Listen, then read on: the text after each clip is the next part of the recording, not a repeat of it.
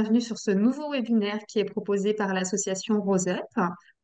Donc Rose Up a plusieurs missions et c'est une association de patientes qui accompagne donc les femmes atteintes de tout type de cancer via l'information, l'accompagnement et la défense des droits. Donc pour celles qui ne me connaissent pas, je suis Marina. Je suis chargée de vous accompagner sur ma maison Rose Up, donc à distance. Si vous avez des questions, n'hésitez pas à me poser les questions via mail, téléphone. On est là avec Charlotte également. Donc n'hésitez pas à utiliser aussi les onglets de questions-réponses et le chat pour poser toutes vos questions. Qu'est-ce que j'ai d'autre à dire? Eh bien, donc nous sommes avec Émilie. Bonjour mesdames. Diététicienne qui va parler aujourd'hui de gérer la prise de poids pendant l'hormonothérapie. C'est une question que vous me posez souvent, quand même, assez fréquemment. Donc, n'hésitez pas à utiliser l'onglet de discussion, le chat, comme je viens de vous dire, pour que justement que ce soit vivant, ce webinaire. Voilà, je te laisse la parole, Émilie. Parfait, merci Merci. beaucoup Marina. Bonjour mesdames. Bonjour, j'allais dire notamment, mais non, pas forcément à celles qui ne me connaissent pas. Mais c'est le même bonjour pour toutes en fait.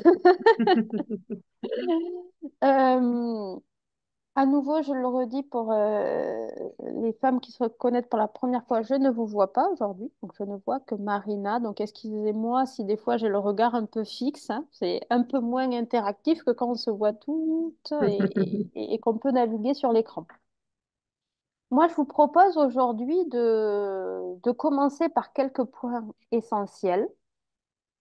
N'hésitez pas au fur et à mesure à poser des questions et de ne pas attendre forcément la fin de ces points-là. Et Marina va me faire remonter les points. Et ensuite, on avise en fonction de vos questions. Peut-être qu'on aura tout traité et auquel cas on peut, je peux être ouverte à d'autres types de questions sur d'autres thématiques. Et sinon, on reste sur la thématique vraiment du jour et on va en profondeur. Voilà. Alors, on va commencer par, j'ai envie de dire, les basiques. Les basiques pour éviter de prendre du poids. Donc, souvent dans les traitements, enfin, dans les cancers hormonodépendants, il y a un risque de prise de poids. Dans ces cas-là, on espère tous que votre oncologue ou votre ou vos oncologues et l'équipe pluridisciplinaire qui vous accompagne vous en ont parlé et vous ont alerté parce que parfois, il y a des personnes qui ne l'ont pas été et il y a eu une prise de poids et après, il faut rattraper après et ça, c'est un peu plus compliqué. Donc déjà, on espère que ça vous a été communiqué.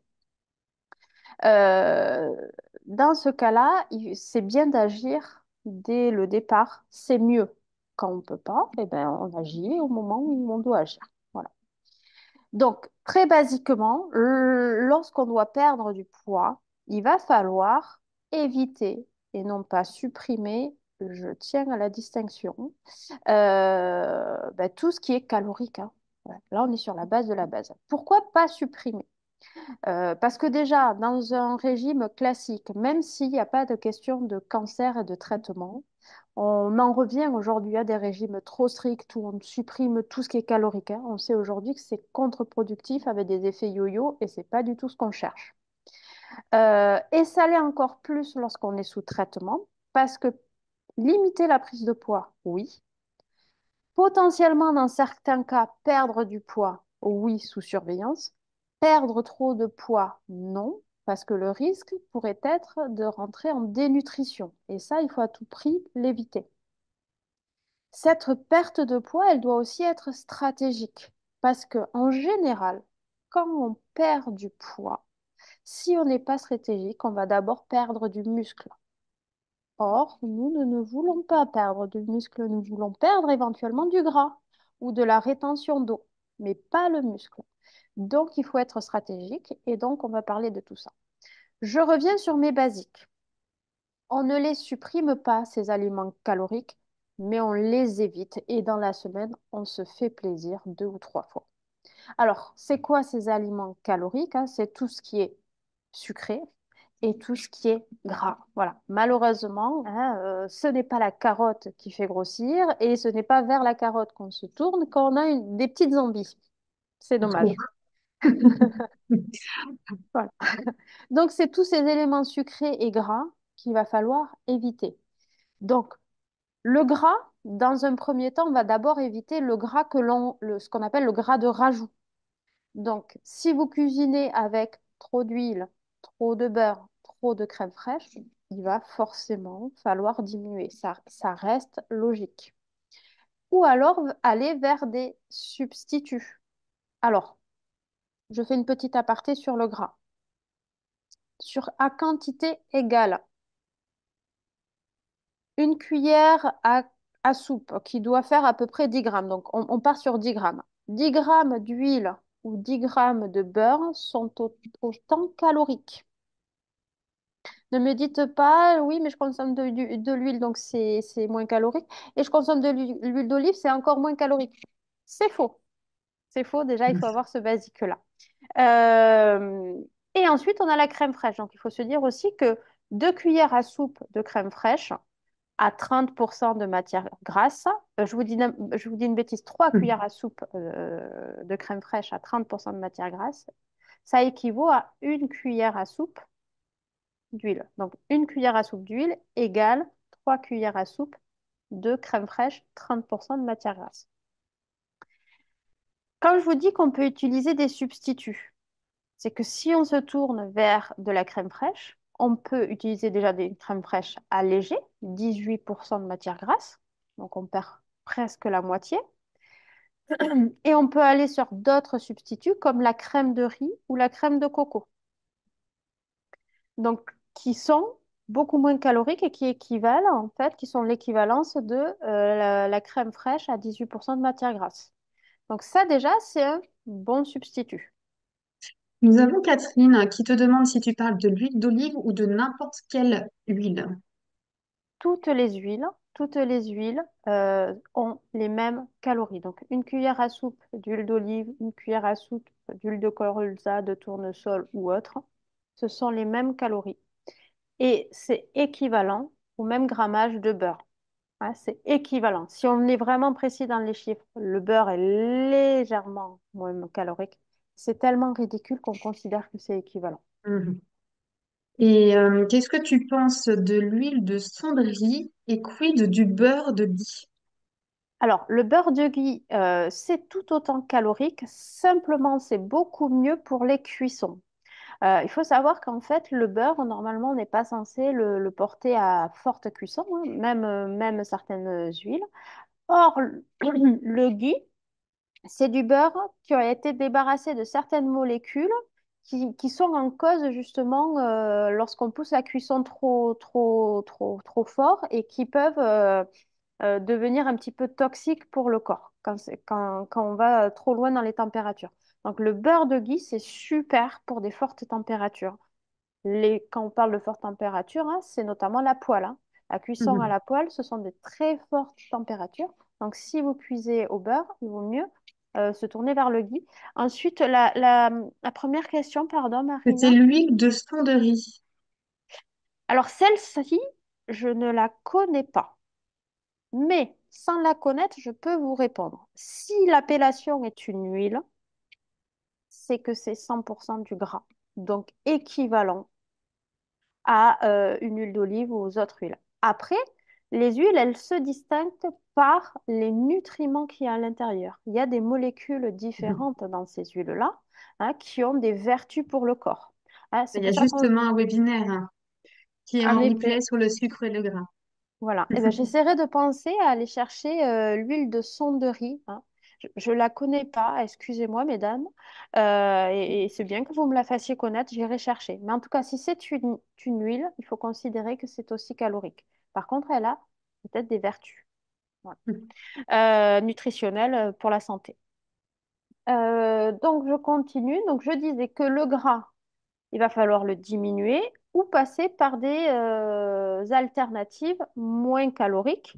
Et là, ça ne sera que sur la crème fraîche, par exemple, hein, parce que moins calorique que le beurre et que l'huile, on n'a pas.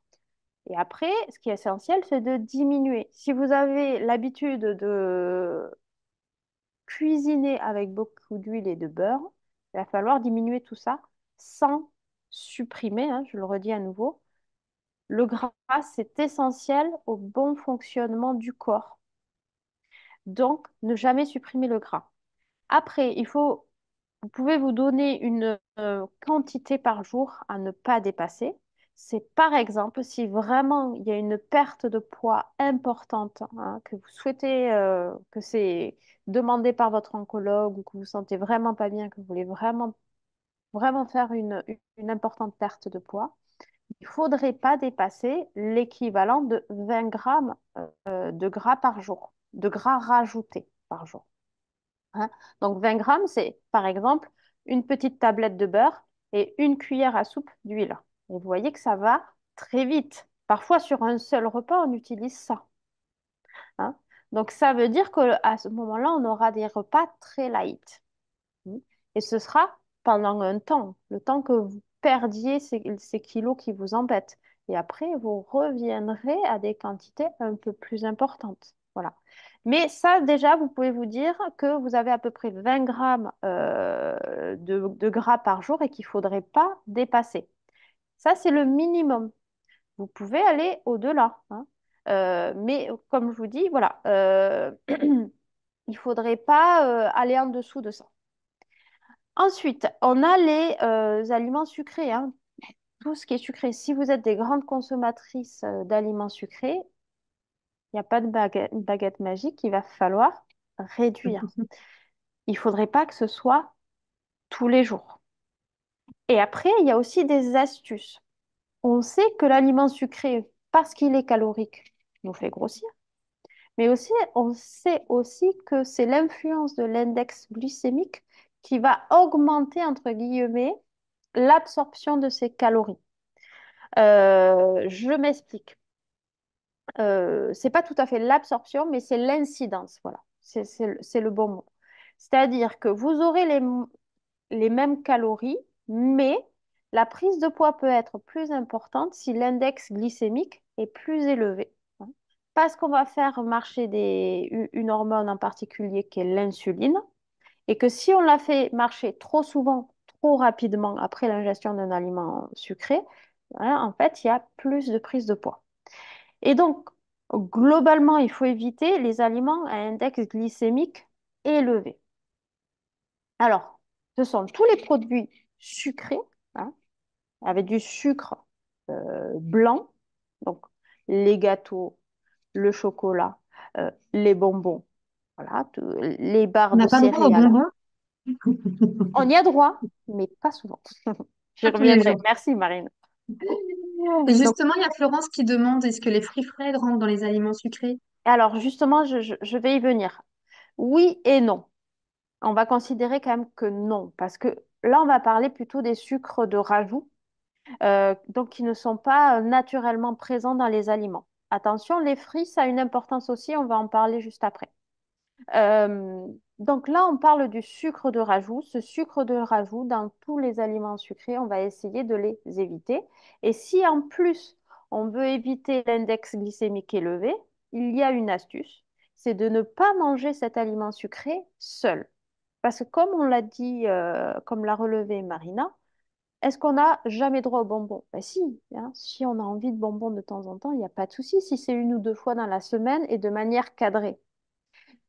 Et à ce moment-là, on va être stratégique et on va éviter le pic de glycémie, donc qu'il y ait un index glycémique trop élevé. Et donc, on va associer ce petit plaisir gourmand à un autre aliment qui ne soit pas glycémique. Donc, si vous voulez vous accorder votre belle pâtisserie du dimanche, ok, mais juste avant, hein, si c'est au goûter par exemple, vous prenez un petit yaourt nature. Et là, on diminue très fortement l'index glycémique. Ça va être la même chose sur les autres aliments à index glycémique élevé, parce que l'index glycémique élevé, c'est malheureusement pas que les aliments sucrés, c'est aussi les aliments qui contiennent des glucides, donc plus globalement. Et donc là où il y a des glucides, c'est aussi les féculents.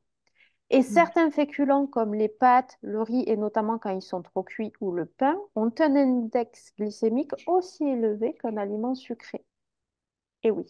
Donc là, les astuces, c'est d'essayer de peu cuire ces aliments, hein. D'ailleurs, les Italiens mangent des pâtes al dente, c'est pas pour rien.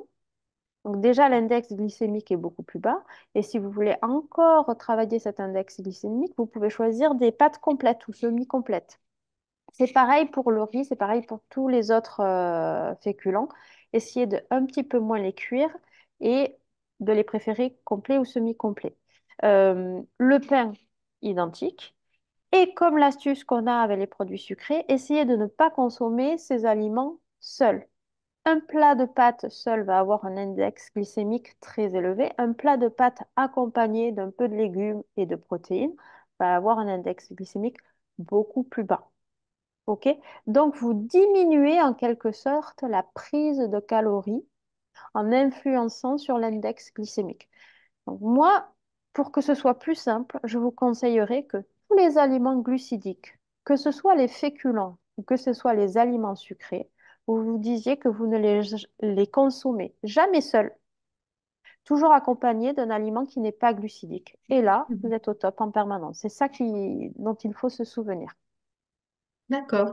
Et nous avons Gladys qui demande s'il y a une liste de fruits les plus caloriques à éviter ou non. Alors, oui. Alors, parlons des fruits, du coup. Les fruits, là, on n'est pas sur du sucre rajouté, on est sur du sucre naturellement présent dans l'alimentation. Néanmoins, et c'est une bonne remarque, ça reste du sucre. C'est pas pour rien, d'ailleurs, que on ne limite pas les légumes, mais on limite les fruits, hein, dans une alimentation saine et équilibrée, hein. Les légumes, c'est à volonté si on le souhaite. Et donc, encore plus pour nous aujourd'hui dans une stratégie de perte de poids, hein, où on doit se caler l'appétit. Donc, calons-nous l'appétit à base de légumes, ça, il n'y a aucun problème. Les fruits, en revanche, il ne faut pas dépasser 4 par jour, hein, parce que sinon, la quantité de sucre serait trop importante. Après, il faut beaucoup aimer les fruits, hein. En France, on est loin d'être à 4 par jour. Il y a certaines personnes qui le sont. Vous n'allez pas au-delà. Ensuite, les fruits sont sensiblement identiques, on va dire, en termes de sucre. C'est pas tout à fait vrai ce que je veux dire. Il y a des différences dans les fruits, mais c'est pas là qu'il faut aller chercher la stratégie de perte de poids. C'est surtout ça que je veux vous dire. Il y a néanmoins deux, trois fruits qui sont beaucoup plus caloriques, et c'est très connu, hein, sont les raisins, la banane et la papaye. Et là, ceux-là, il faut les éviter. Il faut les éviter, c'est-à-dire qu'il y a des gens qui adorent la banane et qui en mangent tous les jours. Là, ça va pas. Si vous mangez 2 ou 3 bananes dans la semaine, il n'y a aucun problème. Les fruits rouges sont les fruits les moins sucrés. Les pommes font partie aussi des fruits les moins sucrés. Et étonnamment, même si en goût, on pourrait se dire le contraire, les agrumes, hein, les oranges, euh, on va pas parler du pamplemousse parce qu'on sait que le pamplemousse, avec les traitements anti-cancer, on Mm. l'évite. Mais les agrumes sont aussi peu caloriques. Voilà. Et justement, Gladys demande seulement 4 et si c'est une barquette de raisin. Et oui, alors, pour savoir qu'est-ce que c'est un fruit, on se dit quoi un fruit? Un fruit, c'est la taille d'une pomme moyenne, il faut se dire. En gros, ça doit faire à peu près la taille d'une pomme, de la pomme d'une femme. La pomme de même, pardon, d'une femme. Et donc, c'est à peu près la taille d'une pomme moyenne, ni une petite pomme, ni une trop grosse pomme. Donc, par exemple, un kiwi, on considère que c'est un fruit lorsqu'on en consomme deux. L'abricot, c'est pareil, lorsqu'on en consomme deux. OK? La banane, c'est presque, normalement, on ne devrait pas la manger en entier. Après, ça dépend des tailles des bananes. Voilà, mais globalement, on se dit une taille moyenne, la taille moyenne d'une pomme moyenne. Et donc, une barquette de raisin. Déjà, le raisin, on est sur un des fruits les plus sucrés. Et du coup, dans une barquette de raisin, ça dépend de la taille, mais vous essayez de voir avec le volume d'une pomme moyenne. En général, c'est deux ou trois. Donc, Mm. il vaut mieux manger qu'un tiers de la barquette à ce moment-là. Et du coup, Elisabeth demande si on peut accompagner la pâtisserie d'un fruit. Ça, c'était au moment où tu parlais du yaourt. Et non, parce que le conseil que je vous ai donné, c'est d'accompagner l'aliment glucidique par un aliment qui n'est pas glucidique. Parce que l'idée, c'est d'apporter à ce moment-là, enfin, de venir contrecarrer les glucides qu'on apporte. Donc, il y aura des glucides dans votre pâtisserie, il y aura des glucides dans votre fruit. Donc là, on n'est pas bon. Hein, même si le fruit est, comme je l'ai dit tout à l'heure, euh, plus anodin que du sucre rajouté, que cette fameuse pâtisserie, par exemple, ça reste quand même du sucre. Et l'idée de contrecarrer l'index glycémique, c'est d'apporter quelque chose qui ne soit pas glucidique.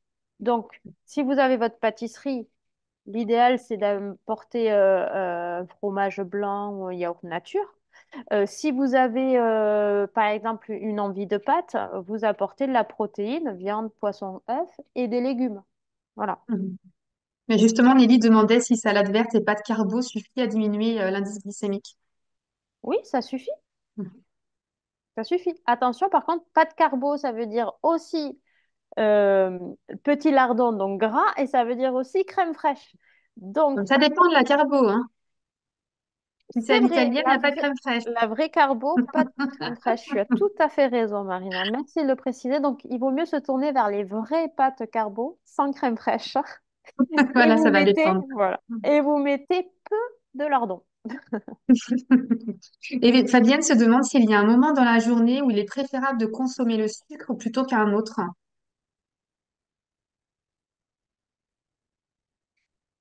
Pas réellement, non, pas réellement de moment préférable.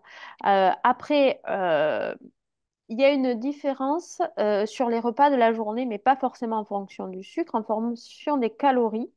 C'est-à-dire qu'en effet, hein, le repas du matin, le repas du midi, c'est des repas qui, normalement, si on n'est pas sédentaire, hein, parfois on peut être sédentaire, soit parce qu'on est très fatigué par les traitements, soit parce que c'est notre habitude de vie et on bouge peu. Mais si on n'est pas sédentaire, dans la journée, on bouge un peu et donc ce sont des repas que l'on va, entre guillemets, moins stocker. Hein. Le repas du soir, quand on arrive à la maison, on va bouger beaucoup moins et donc c'est un repas qui va faciliter le stockage. C'est du coup à ce repas-là qu'il va falloir faire le plus attention. Mhm. Alors, j'ai vu qu'il y avait Et, des questions, donc avant ouais, de continuer, je te laisse me dire, Marina. ok, je te remercie. Du coup, Colette se demande, pour revenir sur le gras, qu'est-ce qu'il en est du fromage? Alors, j'allais y venir, donc Je allons-y. t'ai coupé. Non, non, non, non, mais j'allais y venir un peu plus tard. Alors, Colette, là, on parlait du gras rajouté. Et vous avez raison, il y a aussi dans les aliments du gras naturellement présent. Donc, ces aliments-là, où il y a beaucoup de gras, il faut savoir les identifier et les diminuer. Donc, un de ces aliments, c'est le fromage. Le fromage, c'est extrêmement gras. On ne pourrait pas s'imaginer le gras contenu dans ces petits bouts de fromage. C'est terrible. Et c'est ça qui est terrible parce que c'est très bon.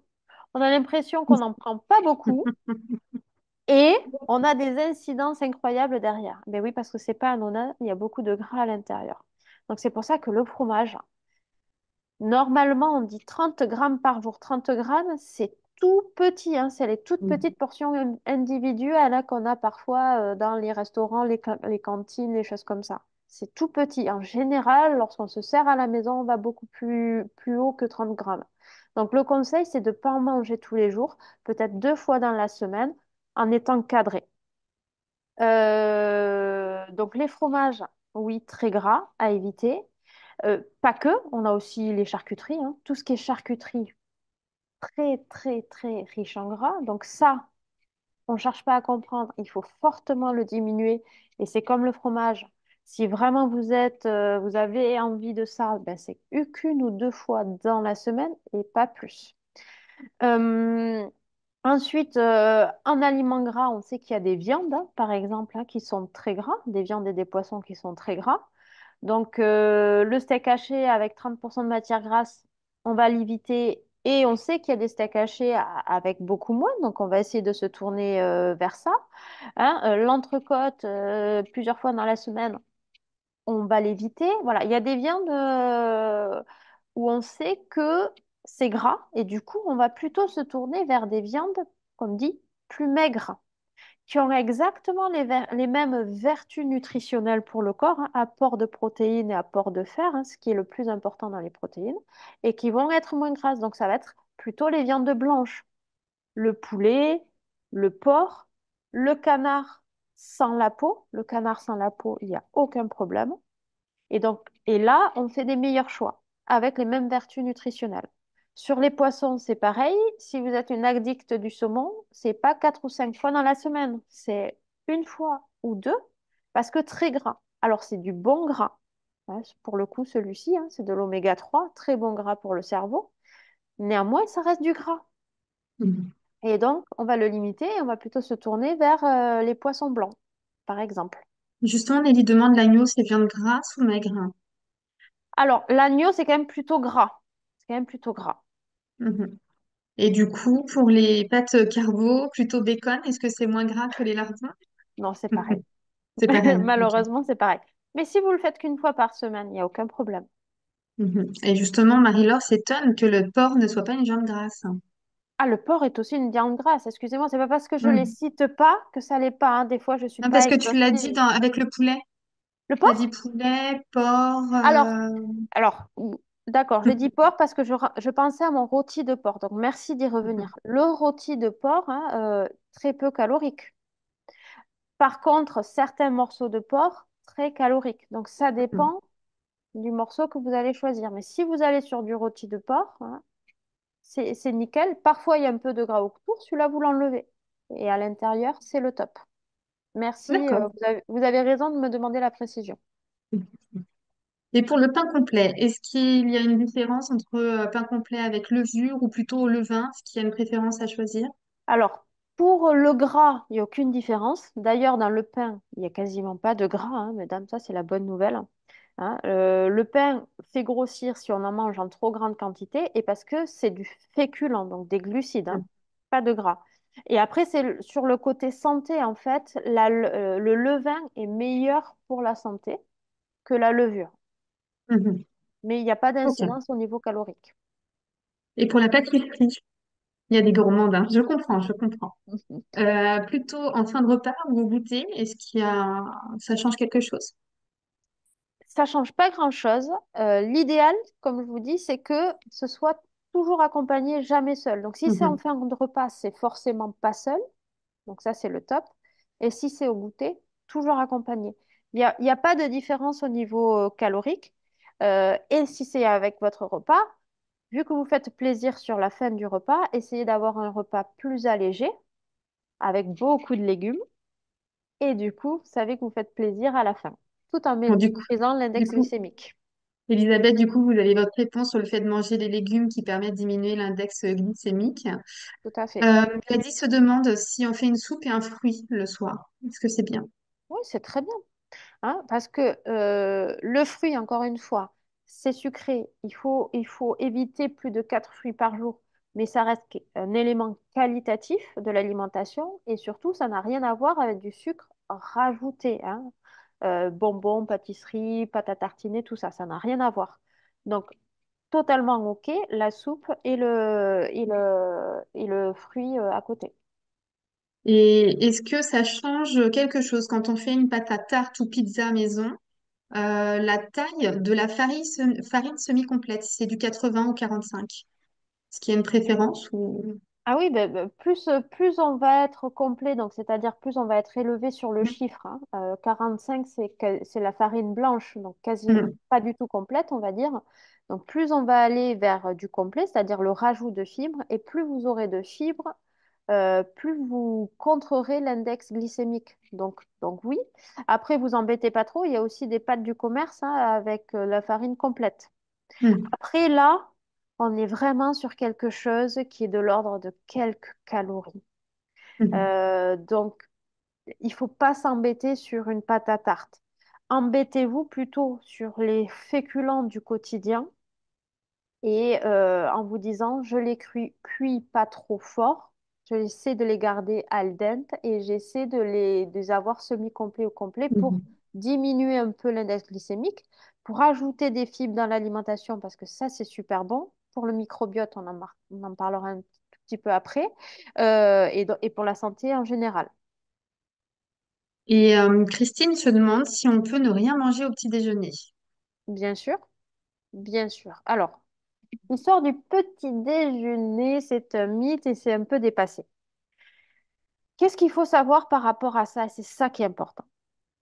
Je vais prendre mon exemple et je suis diététicienne. Donc, c'est pour ça que je prends mon exemple. C'est que moi, par exemple, je n'ai pas faim le matin.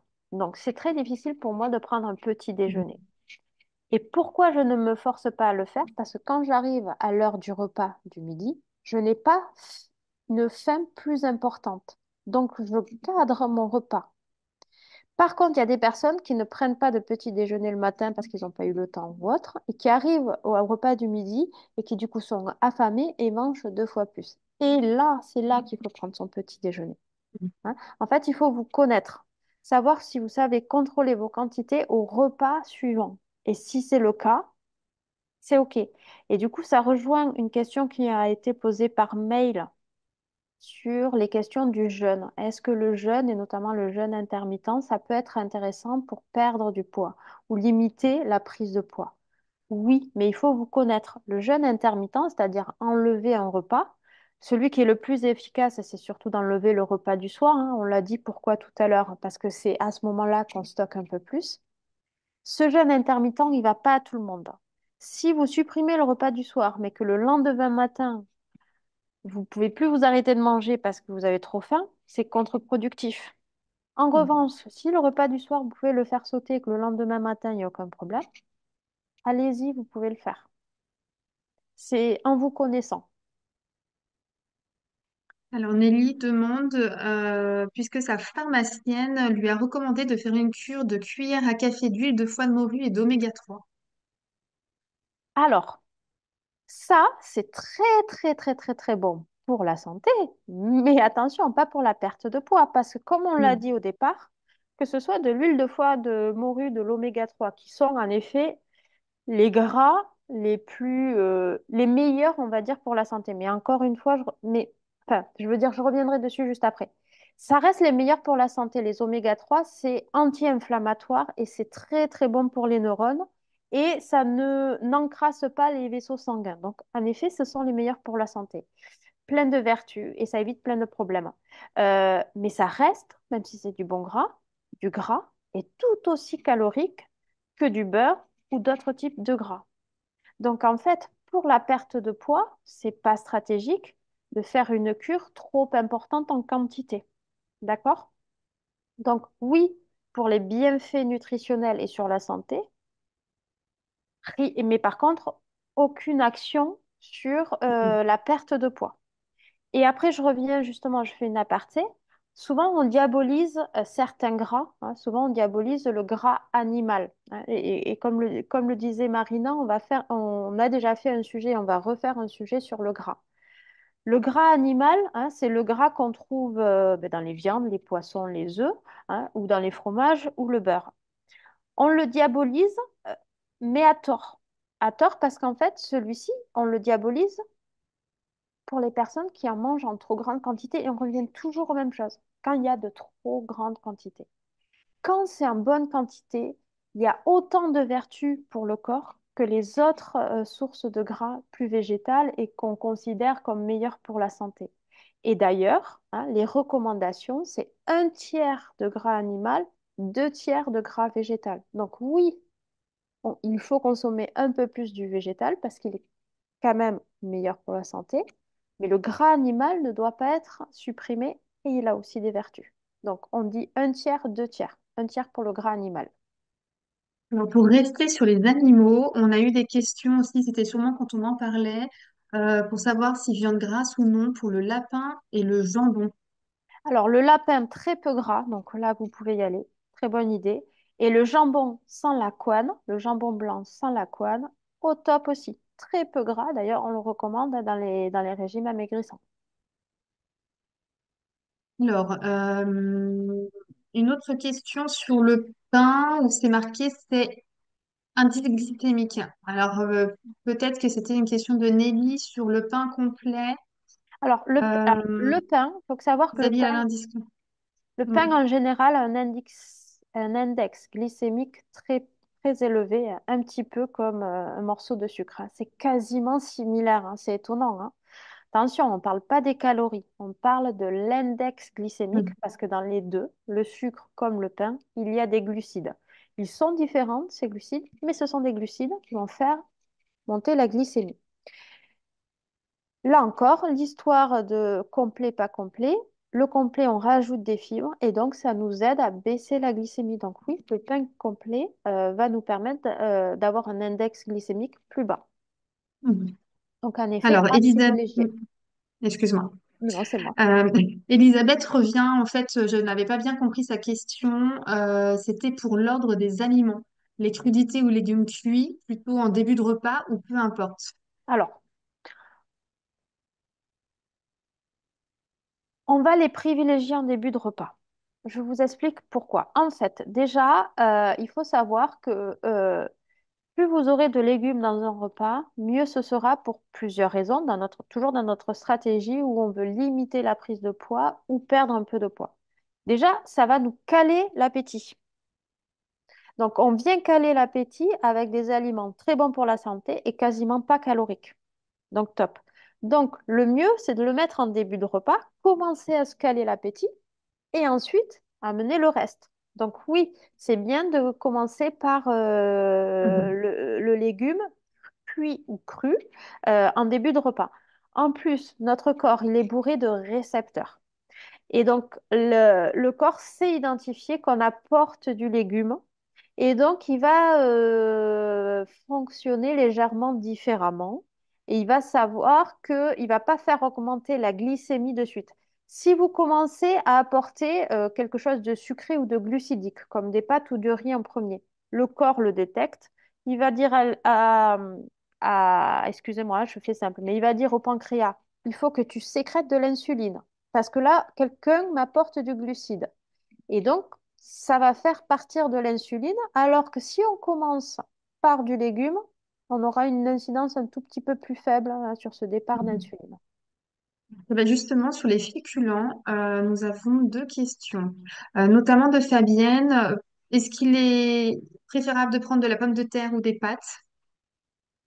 C'est kiff-kiff et la pomme de terre a un index glycémique très élevé et les pâtes aussi, mais vous pouvez jouer dessus avec une cuisson moins importante et des fibres, là où vous ne pouvez pas jouer sur ça avec la pomme de terre. Et Nelly, justement, se demande comment faire quand elle veut manger des légumineuses à la place du féculent. Comment on fait un repas complet et équilibré? Si on mange, par exemple, 200 grammes de lentilles, qu'est-ce qu'on doit mettre à côté? Alors, c'est toujours un peu particulier, les légumineuses. Alors, les légumineuses sont les lentilles, les pois chiches, les pois cassés, les haricots rouges et haricots blancs, globalement, hein. Parce que c'est à la fois un féculent et des protéines. Alors, normalement, dans une stratégie où on veut limiter la prise de poids, on va plutôt l'associer à une protéine animale. Voilà. Après, Ok. attention, mesdames, les féculents, il ne faut surtout pas les supprimer. Alors, vous pouvez les diminuer soit en mettant qu'une seule fois par jour un des deux repas, par exemple, et vous pouvez aussi les diminuer en quantité, hein. L'assiette de référence pour ne pas prendre de kilos, c'est un tiers, un tiers, un tiers. Un tiers de légumes, un tiers de protéines, un tiers de féculents. Et là, ces féculents-là ne vous feront pas prendre du poids. Alors, il faut que tout ça tienne dans une assiette classique, hein. Hein. C'est pas un tiers Ah, on d'un prend pas un plat plat. énorme.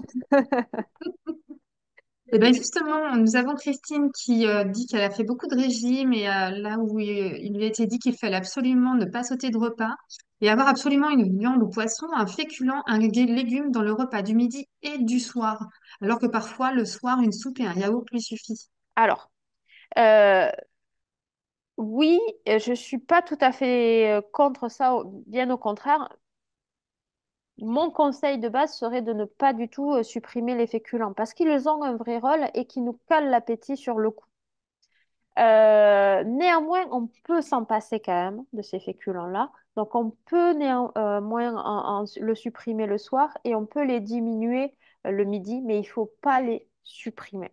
Voilà. Ah oui. Si, on peut quand même diminuer, on peut faire l'effort. Attention, après, l'effort, on peut le faire sur quelques mois et pas à vie, hein. C'est aussi ça qu'on peut se dire. Mais on supprime jamais. En effet, on supprime jamais. Il faut simplement faire attention aux quantités. Le trop n'est pas bon. Et une question par rapport à l'eau. Est-ce qu'on peut maigrir même si on ne boit pas 1,5 litre d'eau par jour? Alors, oui, encore une fois, c'est individu dépendant. L'eau, pourquoi on dit que que ça aide à perdre du poids? Parce que ça vient caler l'appétit, ça apporte du volume à l'estomac. Donc, le corps le ressent, il se dit qu'il y a du volume dans l'estomac, il va vous amener une sensation de faim un peu moins importante. Mais chez des gens, chez des gens, chez certaines personnes, ça a très peu d'incidence et ça ne fonctionne pas. Donc, oui, pour la perte de poids, on n'est pas obligé de boire 1,5 litre d'eau. Par contre, on est censé être obligé de boire 1,5 litre d'eau pour être en bonne santé. Et oui, parce que le corps, il faut se dire qu'il y a énormément de choses qui se passent à l'intérieur et que le corps a besoin d'être énormément hydraté pour qu'il y ait pour que tout ce fonctionnement interne se réalise bien. Donc, pour la santé, il faudrait les boire, c'est 1,5 litre. Mais en effet, ça n'a pas forcément d'incidence sur la perte de poids. Ça peut aider Mhm. certaines personnes. Mhm. Et Florence se demande si elle peut entreprendre cette baisse calorique alors qu'elle a un cancer métastasé avec une hormonothérapie et une thérapie ciblée et qu'elle a pris 10 kilos en 3 ans. Alors, c'est un peu ce que je disais au départ. Il faut Mhm. faire attention et il faut faire du cas par cas. Mhm. Là, on parle d'essayer de limiter le poids ou d'enclencher une petite perte de poids. L'idée, c'est pas de perdre trop de poids au risque d'être en dénutrition. Donc, il faut faire attention. On enlève et on évite les basiques, trop de gras, trop de sucre. On évite les aliments, donc là, je parlais du gras rajouté et du sucre rajouté. On évite les aliments où il y a trop de gras déjà de base à l'intérieur. Mais ça, il faut le faire en conscience. Alors, moi, je vous connais pas personnellement toutes. L'idéal, ce serait de faire un suivi avec un diététicien, hein, de faire analyser votre alimentation et lui va vous dire hein, ce qui est préférable d'enlever ou pas. Parce qu'encore une fois, faire un régime amaigrissant, il faut être stratégique et l'idée, c'est pas de perdre le muscle. Hein, parce que Mhm. lorsqu'on y va trop rapidement et pas de manière efficace, c'est le muscle que vous allez perdre. Et ça, c'est pas bon. Donc, il faut vraiment rentrer dans le détail. Et on va le voir, j'ai encore des choses à vous dire.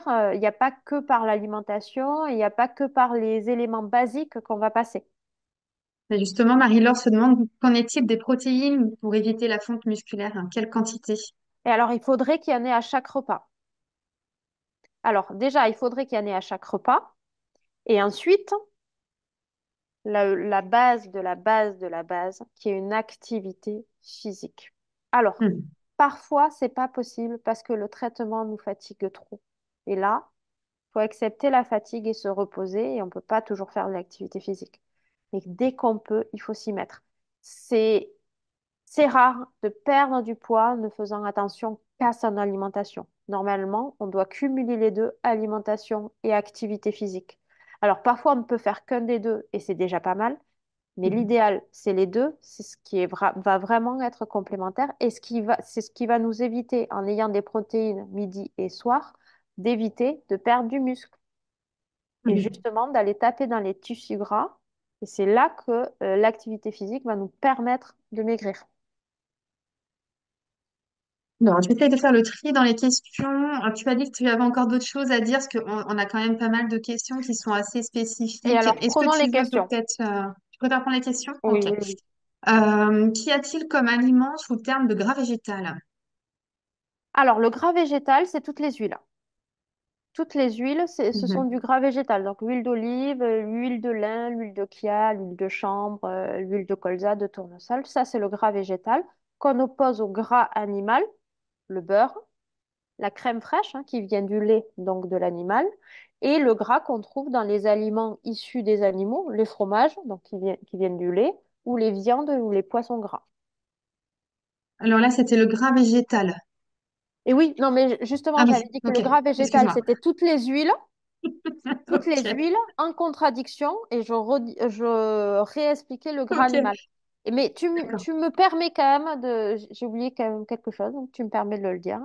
Le gras végétal, je vous ai dit les huiles, mais c'est aussi les graines Ah bah, oléagineuses, les noix, mhm. les noisettes, les amandes. Tout ça, c'est du gras végétal. Et d'ailleurs, quand on écrase ces aliments-là, on revient à faire de l'huile, hein. Donc, pensez que tout ce qui permet de produire de l'huile, eh ben, ce sera très gras. Donc, attention à ces aliments-là. Tout ce qui est graines, hein, on en mange souvent. Là, c'est la mode, amandes, noisettes, tout ça. Bah oui. Oui, mais c'est que 3 petites poignées par semaine, plus parce que c'est très, très, très, très gras. Ça fait partie des faux amis.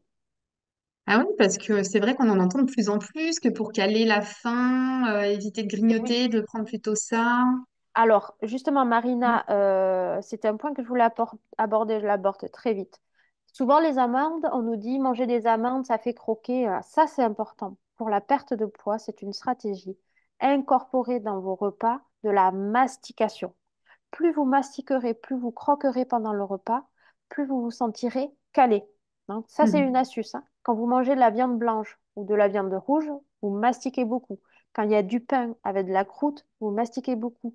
Donc, à privilégier par rapport à de la mie, par rapport à du pain de mie, par rapport à d'autres sources de protéines, hein. Par exemple, quand vous faites une salade, essayez de faire des salades avec des gros morceaux de légumes dans lesquels vous devez croquer. Et vous verrez que vous vous sentirez plus calé et que du coup, vous mangerez moins en quantité. Ça, c'est une chose. Et donc, attention, oui, le croquant dans les amandes, dans ces graines oléagineuses, on les a, sauf que ceux-là, ce sont des faux amis, donc on les évite. 2 ou 3 petites poignées dans la semaine, pas plus. D'accord. Et justement, pour les salades, Elisabeth se demande si les pâtes ou pommes de terre en salade, donc cuites mais mangées froides, est-ce qu'elles ont un indice glycémique plus bas que les chaudes? Oui, oui, bravo pour cette remarque-là. Elles ont un index glycémique plus bas parce que le fait qu'elles refroidissent, ça va renforcer en fait le, le durcissement des quelques fibres qu'il y a à l'intérieur. Donc, c'est comme s'il y avait plus de fibres. Donc, oui, c'est mieux. C'est mieux, mais c'est vraiment des choses. C'est pas ça qui va vous aider c'est vraiment minime, hein, Ah, ok. voilà, c'est pas ça qui va vous aider à perdre du poids. En effet, l'index glycémique va néanmoins être plus bas. Ok. Donc là, c'est plus du plaisir. Si ça nous fait plaisir de le Voilà. prendre comme ça, mais si on préfère chaud, ça va pas changer grand-chose non Non, plus. non. Ok. Et Odile se demande si elle peut faire une semaine de jeûne avant de commencer l'hormonothérapie parce qu'elle est en surpoids et elle a 15 kilos à perdre. Mm. Alors, ça, c'est toujours un petit peu compliqué. Le jeûne, surtout quand il est prolongé, hein, le jeûne d'une journée, c'est pas pareil. Le jeûne intermittent, c'est pas pareil. Le jeûne d'une semaine ou plus, c'est plus compliqué. Alors, pourquoi c'est compliqué aussi? Parce que le jeûne, ça a toujours c'est toujours et encore un débat, hein, par rapport à l'oncologie. Il y a ceux qui prônent les bienfaits et ceux qui disent attention, ça peut créer plusieurs problématiques, dont la dénutrition, hein, qu'on veut absolument éviter. Donc, c'est difficile de se positionner puisqu'il n'y a pas de positionnement clair encore aujourd'hui en fonction des gens à qui vous allez parler. Et donc là, moi, je vous dis, il y a deux choses à voir, principe de précaution et se connaître. Je pense que vous avez écrit un mail et donc j'ai cru comprendre que vous aviez déjà fait une semaine de jeûne il y a quelques années. Comment ça s'était passé? Est-ce que vous aviez la même fatigue qu'aujourd'hui avec les problématiques que vous connaissez aujourd'hui? Ça, il faut le savoir. Si aujourd'hui vous êtes très fatigué, une semaine de jeûne, ça va être compliqué. Mhm. Si cette semaine de jeûne, à l'époque, vous avez après enclenché une faim plus importante, ça va être contre-productif. En revanche, si vous ne vous sentez pas fatigué, si la semaine de jeûne s'était très bien passée, que ça avait été relativement facile pour vous, pourquoi pas? Et principe de précaution, comme je vous ai dit tout à l'heure, les professionnels sont partagés. Moi, je suis ni pour ni contre. Je trouve qu'il y a des vertus des deux côtés. Et donc, le principe de précaution, c'est d'aller interroger deux autres professionnels et vous faites la moyenne des réponses. Et dans ces professionnels-là, il faut que vous interrogiez votre oncologue. Et là, vous y allez en conscience. Voilà. Je suis désolée, je ne peux pas vous donner une affirmation ou un non, parce que, il y a des points positifs et négatifs des deux côtés. Mais parfois, il vaut mieux des réponses comme ça, ou au moins, ça peut être plus personnalisé. Mm. Alors, nous avons Nelly qui se demande si 130 grammes de féculents max pour représenter un tiers dont tu as parlé de l'assiette, niveau C'est- féculents, c'est à peu près Alors, ça. c'est pas mal, mais c'est 130 grammes, il faut qu'il soit cuit. Ne me mettez pas 130 grammes crus, parce que ça équivaut à 2 à 3 fois plus. Donc, 130 grammes cuits, c'est très bien. Ok. Et donc, dans son objectif de perdre environ 3 kilos, faire attention et diminuer le gras et le sucre rajouté pendant combien de temps? Mais j'ai envie de dire, le temps que vous perdiez, c'est 3 kilos, Mhm. en fait. Finalement, tout simplement. Après, il faut essayer de voir ce que vous pouvez vous rajouter à côté, qui ne soit pas non plus trop contraignant, parce que l'idée, c'est de ne pas être que dans la restriction. Qu'est-ce qui peut être rajouté pour que vous alliez plus rapidement perdre ces kilos-là? 3 kilos, c'est vraiment pas énorme. Je pense qu'on est beaucoup à vous envier. Donc ne vous inquiétez pas, 3 kilos, ça devrait vite aller. Et Fabienne se demande pour les protéines, est-ce qu'on peut les remplacer par les légumineuses? Alors, on peut, puisque hein, dans les légumineuses, il y a autant, voire plus de protéines, il y a autant, voire plus de fer, hein, et puis, les végétariens s'en sortent très bien. Attention, néanmoins, la protéine végétale est, entre guillemets, moins qualitative. Je vous explique pourquoi. Mhm. Qualitative dans le sens où il manque certains éléments. Il n'y a pas tous les acides aminés dans les protéines végétales, alors que dans les protéines animales, il y a tous les acides aminés, c'est-à-dire toutes les molécules protéiques dont le corps a besoin. Donc, si on se tourne vers le végétal, il faut toujours, à ce moment-là, mettre un féculent en complément. Alors que je vous disais tout à l'heure hein, que pour la stratégie de perte de poids, on allait plutôt rajouter une protéine animale. Mais là, pour le côté santé, il faudra rajouter un féculent. Et ensuite, dans cette protéine végétale, il n'y a pas de vitamine B12. Elle est essentielle au bon fonctionnement et pour l'immunité. Et nous, on en veut de l'immunité. Mhm. Donc, finalement, c'est quand même mieux la protéine animale parce que là, elle est qualitative à 100% pour la santé. Par contre, vous pouvez faire 2 tiers, un tiers ou moitié-moitié. La moitié du temps protéine végétale et la moitié du temps protéine animale. Et là, c'est Mhm. OK. D'accord. Et en ce qui concerne le sucre, qu'en est-il des jus tels que pommes, oranges? Et également, une autre question, donc toujours de Colette, pour le lait et les yaourts, est-ce qu'il est conseillé de les maintenir ou de passer au soja? Alors, Marina, je vais te faire répéter la première question. J'ai Pas de pas souci. Pour les jus, c'est par rapport pour au les sucre. Pour les jus, des jus de fruits, Ah, comme les jus de fruits. pommes, oranges, qu'est-ce qu'il en est pour le sucre? Alors, faux amis. Faux amis, mesdames. C'est une bombe de sucre parce que, ben, pour deux choses, en fait, là, on ne récupère que l'eau et le sucre et certains nutriments des fruits, en fait. Lorsque vous mangez un fruit, vous avez aussi les fibres. Et les fibres, ça évite au sucre d'être absorbé totalement par le corps.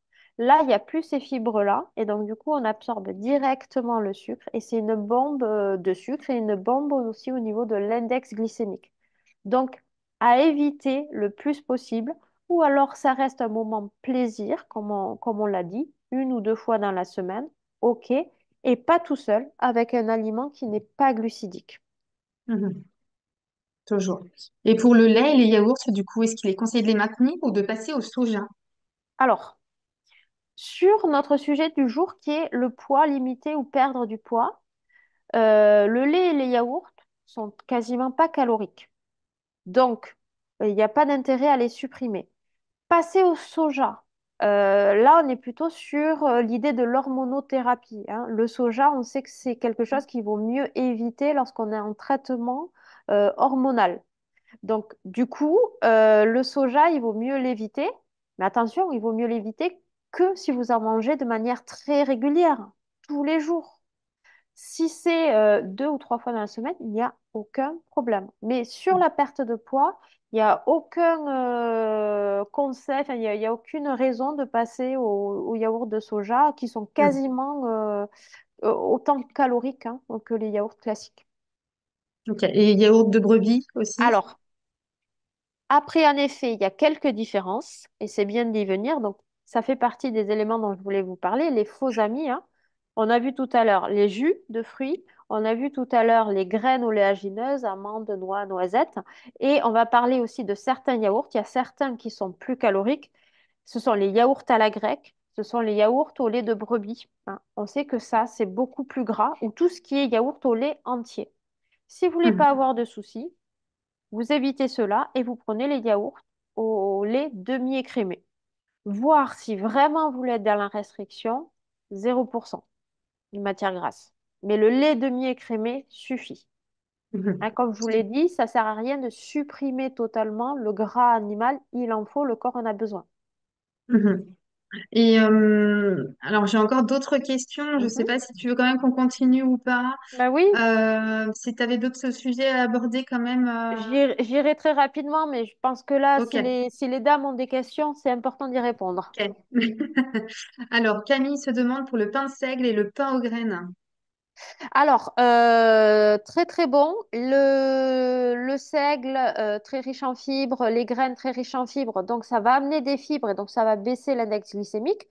Les graines, on vient de le dire, un peu plus gras, mais il n'y en a pas énormément dans le pain aux Mhm. graines. Donc, vous pouvez y aller, c'est très bien, très bon pour la santé, ça amène des fibres, on est au top.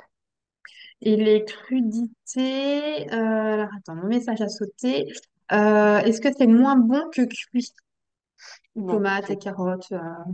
Les légumes, en fait, le mieux, c'est de les manger crus, parce qu'on a du coup toutes les vertus et toutes les vitamines. Néanmoins, parfois, et en plus qu'on a des traitements, ça peut occasionner des sensibilités digestives. Donc, dans ces cas-là, il vaut mieux les cuire. Mais il n'y a Mhm. aucune incidence sur le poids, hein. Les légumes, déjà, c'est quasiment pas calorique. Donc, cuit ou cru, c'est pareil. Par contre, dans le cuit, en général, on peut mettre, ça dépend comment on les cuit, mais ça, si on les fait à la poêle, il va falloir mettre un peu de matière grasse. Donc, il faudra faire attention aux quantités de matière grasse apportées. Mais sinon, aucune différence, sauf sur la sensibilité digestive. Bon, Nelly, je vois que vous vous posez vraiment beaucoup de questions, notamment par rapport aux 3 kilos que vous souhaitez perdre. Vous vous demandez en combien de temps est-ce que vous pouvez les perdre si vous avez une activité physique quotidienne? Est-ce qu'il faut se peser tous les jours? Ouh là là. Voilà, je pense que peut-être une consultation individuelle avec une personne diététicienne ou diététicienne. Vous avez le site Oncodiète pour en trouver, où il y a des personnes qui sont référencées, où il y a Émilie aussi. Moi aussi, pourquoi pas? Voilà, Et, enfin, c'est un il exemple. faut éviter de se peser tous les jours, hein. C'est pas comme ça que le corps arrive à se réguler. Euh, je sais plus ce que tu disais, Marina, mais Combien de temps pour les eh oui, perdre? eh C'est oui. activité physique Et quotidienne. voilà, l'activité physique Hmm. quotidienne, c'est pas forcément nécessaire hein, de faire autant et c'est pas forcément bon, hein. Il vaut mieux être stratégique sur l'activité physique lorsqu'on peut, lorsqu'on n'est pas trop fatigué, que les traitements le permettent. Il vaut mieux faire 3 fois, parfois 4, quand ça le nécessite vraiment. 4 séances par semaine d'1 heure, parce que c'est au bout d'1 heure qu'on va brûler la graisse. Et il vaut mieux faire ça que plusieurs petites séances de 30 minutes dans la semaine. Encore une fois, ça, c'est la stratégie quand tout va bien, qu'on n'est pas trop fatigué. On peut mettre en place des stratégies différentes en fonction au cas par cas. Et c'est pour ça que c'est bien d'aller voir parfois quelqu'un. Et Catherine se redemande du coup pour l'assiette de 130 grammes de crudités. Alors, on avait parlé de Le, 130 grammes de le féculents. féculent. Mhm. Alors, peut-être que là, c'est une question sur les crudités, Catherine, qui explosait par rapport aux légumes cuits. Alors, Donc, en oui, effet, il y parce a que j'ai une dit un évolution, je tiers, un pense. tiers, un tiers tout à l'heure. Mhm. Et c'est vrai, merci d'y revenir. Un tiers, un tiers, un tiers. Et c'est surtout pour cadrer les féculents et les protéines, hein, parce que les protéines, il en faut, mais pas non plus trop. En revanche, les légumes, on peut aller à volonté. Donc, On le peut exploser. minimum, voilà, le minimum, et oui, là, vous pouvez y aller. Le minimum, ça va être le tiers de l'assiette. Mais si vous voulez en rajouter plus, et notamment pour vous caler l'appétit, allez-y, aucun problème. Bon, bah parfait. Catherine a compris et Super. du coup, on a bien répondu à sa question, donc ça, c'est super. Euh, Dans les légumes, on ne considère pas que les petits pois, c'est sucré. Non, je ne considère pas que les petits pois, c'est Ça sucré. revient, cette question, hein. Et oui, il y a une époque où, je ne sais pas pourquoi, on a voulu les considérer comme des féculents. Mhm. Les seuls qui devront y faire un tout petit peu attention, et encore, c'est plus le cas comme on le disait avant, ce sont les diabétiques, mais ça, c'est une autre question, c'est pas par rapport au poids, c'est par rapport à leur glycémie et leur santé et leur injection d'insuline. Alors vous, vous considérez que le petit pois est un légume et que du coup, quasiment pas de calories et vous pouvez y aller. Pas obligé de manger les carottes avec. Voilà.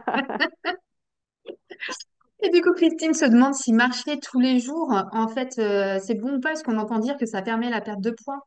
Alors, il y a marcher et marcher. Encore une fois, quand on fait du sport, il faut que ce soit stratégique. Et il y a sport et activité physique. Pour réguler son poids, il faut qu'il y ait de l'activité physique tous les jours. Donc un minimum de 30 minutes. C'est pour aller au travail. Si vous n'êtes pas en travail, c'est marcher en effet seul. C'est de faire du jardinage, du ménage. Mais il faut qu'il y ait une activité physique au moins de 30 minutes par jour. Et ça, c'est pour réguler le poids. Ensuite, si on veut avoir une stratégie de perte de poids, il faut rajouter du sport. Le sport, ça peut aussi marcher par la marche, mais là, on n'est pas sur du 30 minutes, on est sur du beaucoup plus élevé, on doit s'approcher d'une heure, hein. C'est toujours s'approcher d'une heure si on veut perdre du poids. Et cette marche, à ce moment-là, sauf qu'elle soit une marche très active, c'est en fait, vous êtes en train de rater le bus. Et pendant une heure, vous êtes en train de rater votre bus. Et là, on est C'est dans long dans l'activité. ce cas-là. C'est lent. C'est lent. Et ça n'a rien à voir avec la marche activité physique. Donc, activité physique, oui, pour réguler le poids. Pour perdre du poids, il faut de l'activité sportive. Et dites-vous, mesdames, que c'est pendant un temps. Surveillez, ne faites pas ça seul, c'est mieux. Et pendant ce temps-là, vous faites un peu plus d'efforts sur l'activité sportive. Et après, quand vous avez atteint votre objectif, en espérant que vous puissiez l'atteindre, parce que parfois c'est difficile, parfois c'est à cause du traitement. Et donc, parfois, on a des difficultés à les perdre, ces fameux kilos qui nous embêtent et qui parfois ont été amenés par le traitement. Et dites-vous que généralement, ils disparaissent après le traitement, hein. Donc, il y a Mhm. ça aussi, il faut y penser. Mhm. Et du coup, Gladys se demande si la tomate est considérée comme un fruit. Alors, quand vous parlez à un diététicien, c'est un légume. Si vous parlez à un botaniste, c'est un fruit. Et ça n'a rien à voir avec les quantités de sucre ou pas, c'est plutôt de d'où ça sort. La tomate sort d'une fleur, donc pour un botaniste, c'est un fruit. Mais par rapport à un diététicien, il n'y a pas assez de sucre à l'intérieur pour le considérer comme un fruit ou il n'y a pas assez de nutriments que peuvent avoir les fruits à l'intérieur de la tomate. Donc, c'est un légume. Et bah, du coup, je vais te laisser poursuivre, parce qu'il est Oui, déjà alors 16h03 en très plus, donc rapidement, c'est juste, je vais pourquoi. voir sur mes petites notes les sujets dont je n'ai pas Mhm. traité. Donc, on a traité les basiques, on l'a vu. On a vu les faux amis, est-ce que je les ai tous traités? On a vu les fruits, pas plus de 4, les jus de fruits, faux amis, les certains produits laitiers trop gras, faux amis, les graines oléagineuses, faux amis. Ce que je n'ai pas traité, c'est les céréales. Les céréales et les barres de céréales, attention, trop riches en sucre, c'est connu, mais parfois on peut l'oublier. Mhm. Et les jus végétaux qui sont à la mode, très sucrés, attention. Donc ça, vous évitez autant que les jus de fruits. Tuc, tuc, tuc, tuc, tuc. Ça, on l'a vu. Mhm. Ok. Ah, c'est un grand sujet, hein. C'est un grand sujet. Caler l'appétit, hein, je vous l'ai dit, en croquant, hein, le plus possible, mastiquant et croquant pendant vos repas, vous allez voir que vous allez être plus vite calé. Autre astuce pour vous caler l'appétit, le petit bol de soupe avant le repas, hein. On le voit tous, hein, dès qu'on prend un bol de soupe, on est déjà calé. L'idée, c'est de se caler avec quelque chose qui n'est pas calorique, des légumes. Petit bol de soupe que vous avez fait vous-même ou que vous allez chercher surgelé, c'est très bien. Euh, et là, on a l'astuce pour se caler l'appétit et manger moins pendant le repas. Tuc, tuc, tuc, tuc, tuc. Les boissons, on a J'ai vu. j'ai Fabienne qui demande pour les jus de tomates. Le jus de tomate, c'est pas mal, hein, parce que la tomate, on l'a dit, c'est pas sucré. c'est un légume, donc on est au top. Et en général, ils rajoutent pas de sucre ni quoi que ce Non, soit dans... non. Non. Après, il faut le vérifier. En général, ils ne rajoutent pas de sucre. Il y en a un tout petit peu, parce qu'il y en a quand même un tout petit peu, hein, des traces quand même dans la tomate, hein. On sait qu'on sent la tomate que c'est un peu plus sucré que certains autres légumes, mais ça reste peu riche en sucre. Donc oui, c'est une bonne alternative. Et dans les soupes préparées, est-ce qu'il y a du sucre parfois aussi ou... Normalement, non, mais soyez pas étonnés s'il y en a, hein, dans la composition en glucides, parce qu'il y a des glucides dans les légumes. Mhm. Mhm. Par contre, allez voir. Donc, il y a la composition, pardon, il y a les valeurs nutritionnelles, glucides, lipides, protéines. Donc, vous verrez un peu de glucides. Par contre, après, allez voir dans la liste des ingrédients. S'il y a marqué sucre, c'est que là, Mhm. on a rajouté du sucre. Mais c'est de Ok. plus en plus rare, hein, dans les soupes. Mhm. Même pour les soupes en briques? Oui, oui, Ouais, oui. ok. Mhm. Je vois. Et ensuite, j'allais vous parler des sucres à privilégier, hein. Vous savez qu'il existe des sucres qui sont moins caloriques que le sucre blanc classique et aussi des sucres de synthèse. Ça peut être une alternative, hein, les sucres de synthèse, hein, qui sont en fait des protéines. Donc il y a le goût sucré, mais sans les calories. Le goût est pas au top. C'est surtout conseillé pour les diabétiques. Mais si c'est quelque chose qui ne vous dérange pas, ça peut être une alternative, hein, si vous êtes trop habitué à sucrer et que c'est trop difficile pour vous de vous défaire de ça. C'est une alternative, les édulcorants de synthèse. Donc le sucralose, le candérel, par exemple. Ensuite, vous avez des sucres qui sont moins caloriques. Vous avez le miel, qui est moins calorique que le sucre blanc, légèrement moins, mais ça l'est moins. Et vous avez le sucre de bouleau, le sucre de coco, le sirop d'érable et le sirop d'agave, hein. Ça, c'est moins calorique que le sucre blanc et ça a des vertus nutritionnelles, donc c'est pas mal. Et vous avez aussi de très intéressant le sirop de yacon, beaucoup moins calorique mais un goût un peu particulier. Néanmoins, ça reste sympathique. Et la fameuse stevia, hein, qui reste une plante naturelle et zéro calorie. Donc là, on a à la fois quelque chose de naturel, des vertus nutritionnelles et zéro calorie comme les édulcorants de synthèse. Et Ça, Marie-Laure c'est pas mal. ajoute le sirop de date. Le sirop de date, ça reste... Alors, c'est bien nutritionnellement parlant, mais ça reste quand même un peu plus calorique que les exemples que je vous ai donnés. Ce que je vous invite à faire, mesdames, quand vous vous posez justement les questions sur le sucre, le gras, n'hésitez pas à regarder le replay qui est accessible à tout moment, justement d'Émilie, sur le sucre et le gras. Mhm. Donc Et n'hésitez pas à regarder, vous allez avoir plein de sources d'informations sur justement les huiles, les sucres différents et tout ça, et les tout à édulcorants fait. aussi. Tout à fait. Puis je pense Voilà. on va le refaire et à chaque fois, j'essaie Mm. d'enrichir avec Ouais. les nouveaux sucres du marché qui arrivent, parce Mhm. qu'il y en a des nouveaux qui arrivent et vos questions aussi. Voilà. Comme l'huile de sonnerie. Exactement. Eh ben, merci beaucoup, Émilie. Du coup, tu as Merci pu à vous. tout aborder. Oui, oui, oui. Globalement, Super. on a tout abordé. Donc, merci, mesdames, hein. C'était très interactif, hein. Donc, super. Merci Ouais. beaucoup. Merci beaucoup et n'hésitez pas aussi à consulter si vous voyez qu'il y a des questions qui restent encore en suspens, que vous avez besoin de plus, une diététicienne ou un diététicien, c'est vrai que je suis au féminin. Je vous dis à très bientôt pour un prochain webinaire. Et puis, bah, Émilie, du coup, au mois suivant, alors, à février. Tout à fait. Merci beaucoup, Marina. Merci Merci. beaucoup. Et merci, mesdames. À très bientôt. Au Au revoir. revoir.